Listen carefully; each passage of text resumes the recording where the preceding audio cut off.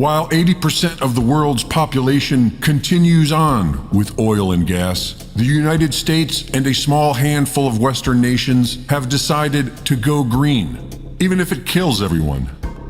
They have already admitted that the disruptive economic burden this will cause is exactly the sort of pressure required to inspire the innovation needed to make it all work someday. Because that's the plan. There are no viable solutions to replace oil and gas. So the sooner we can figure it out, the sooner we can stop the endless rise of inflation, starvation, and death that will obviously result from shutting off our energy taps. And a new company has already appeared, albeit with a bizarre solution to our problems. A massive meat rendering facility is set to break ground next year in Rapid City, South Dakota, and be completed by 2026. With the ordinary name, the Western Legacy Development Corporation, one might never guess how innovative this company actually is. The Western Legacy Development Corporation will process cattle and bison completely with robotics and artificial intelligence, including new laser technology air knives that use a high-velocity airstream to dehide the animals. The Western Legacy Development Corporation is building a massive 1 million square foot meat factory that will be operating at levels as high as 8,000 cattle per day. Now, one might ask, what about all this social engineering to stop eating real beef and get used to eating lab-grown meat and bugs? Aren't we being told that cow farts are bad for the environment? Well, as it turns out, the Western Legacy Development Corporation isn't necessarily going to be processing 3 million cattle per year for food. The Western Legacy Development Corporation will be collecting animal fat to be used as feed and fuel, a biofuel that they will use to power their very own 1 million square foot facility. Now, how green is that? Well, maybe not small farm, grass-fed level green, but still, it's pretty green. Rapid City is a small town, and many residents are asking, where will they get 8,000 cattle a day? And where will they keep them? And where will they get 2,500 employees, which is 3% of their population? And where will they house them? These questions weren't really answered, but we do know that they plan to have a thriving rail system that will be offloading thousands of cattle each and every day directly into the AI robot laser slaughterhouse for immediate processing. So they won't need to store the cattle anywhere. Now, while this may sound like some sort of crazy economist's solution to cleaning up a mess, or even some kind of Soylent Green scenario where the government is chopping up people in a factory for food, and in this case, energy. Soylent Green is people! We are told that it's all for the environment, so I'm sure it's all good. And hey, at least we won't be burning any more oil like the rest of the world. And don't worry, trust the science. Russia. And remember the plan. Once we really start suffering, someone will eventually think of a solution. And if not, at least we were willing to die for a criminal government. At this pivotal moment, I see several priorities for the global agenda. We must revitalize the global economy and accelerate its transition to net zero. Last month, we announced a $5 billion investment to build out a nationwide electric vehicle charging network so that people from rural to suburban to urban communities can all benefit from the gas savings of driving an EV. We're going to see gas prices likely increase. What is the thinking within your caucus about how to deal with that issue? Yeah, that issue hasn't come up. We have to move to clean energy solutions with great accelerating. But a clean conscience is worth $1 or $2.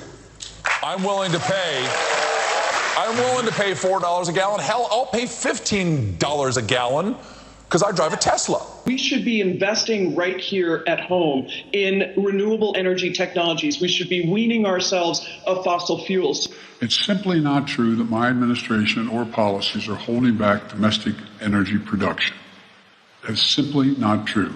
One of the biggest changes that we've seen between the Trump administration and the Biden administration is the volume of regulations that are now on the table. President Trump was correct. He wanted to dramatically reduce the number of regulations on the books, that would actually provide greater autonomy and freedom for these companies and for the American people. Biden's doing the exact opposite, and it's even worse than that. He's looking to have mission creep, so if there's a traditional authority that the EPA operates, he wants the Federal Reserve to get involved, he wants HHS involved, the Securities and Exchange Commission. That's not how our constitutional system works. There are 9,000 approved drilling permits that are not being used. So the suggestion that we are not allowing companies to drill is inaccurate. The suggestion that that is what is hindering or preventing gas prices to come down is inaccurate. That accusation is a complete red herring, and it's really a distraction from the fact that this administration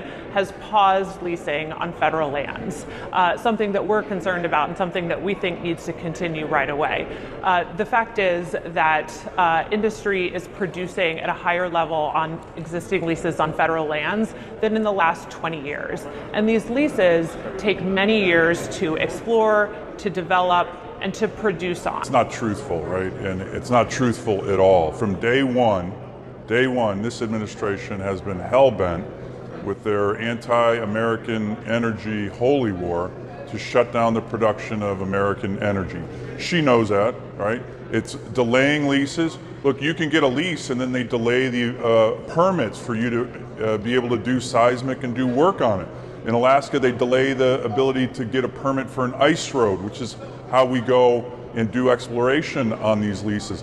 They've shut that down. They've tried to kill pipelines. Day one, you saw Biden said he wasn't going to produce on energy on ANWR, even though it's in the law that he has to do it, says shall. And then you guys you have people like John Kerry and Gina McCarthy going around to the American financial community saying don't invest in American energy. So day one, they have been focused on the production of American energy. Tingling sensation in your hands, but don't panic. It's okay, hon. It's all part of the game.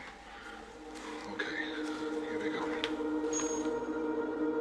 Man may be able to evolve 1,000-fold through this technology, but the rush must be tempered with wisdom.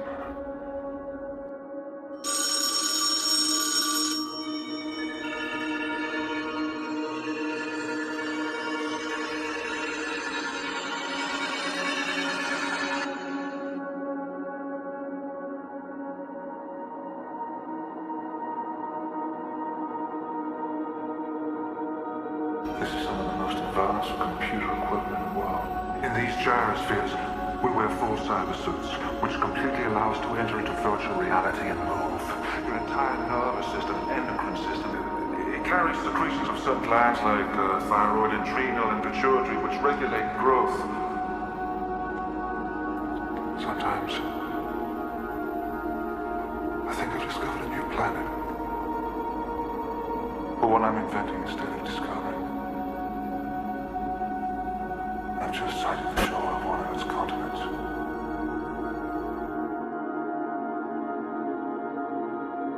And once I'm inside the mainframe, I'll have access to over 5,000 other databases.